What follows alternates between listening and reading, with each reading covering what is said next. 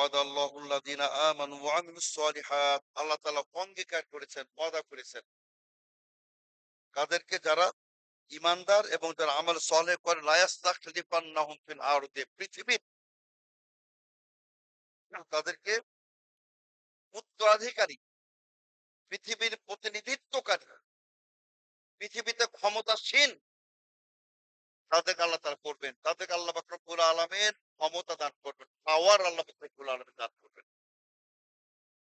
কামাস্তাখলাফাল্লাযীনা মিন ক্বাবলিহিম, তাদের পূর্বের যে লোকদেরকে তিনি যেমন খলিফা দিয়েছিলেন, করে যেমন, ইয়া দাউদ ইন্না জাআলনাকা খলিফাতান ফিল আরদি, হে দাউদ আপনাকে আমি সারা পৃথিবীর, আপনাকে আমি খলিফা নির্বাচন করেছি। আসলে খলিফার দুটি অর্থ সম্মানিত শ্রোতা। একটি হলো যে কাফেরদের পরিবর্তে আল্লাহ তাআলা আপনাকে ক্ষমতা দান করবেন। ওদের ভূমি, ওদের রাজত্ব, ওদের ক্ষমতা আল্লাহ তাআলা আপনাকে দিবেন। এই তাফসীর ইমাম তাবারী সহ অনেক মুফাসসিরিন কেরাম, ইমাম কুরতুবী সহ অনেকে করেছেন।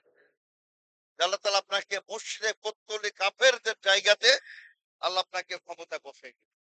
তাদের ভূমির আল্লাহ আপনাকে ক্ষমতা প্রদান করবেন। আর আরেকটি হলো যে আম্বিয়া কেরামদের পরবর্তী আপনি প্রতিনিধি।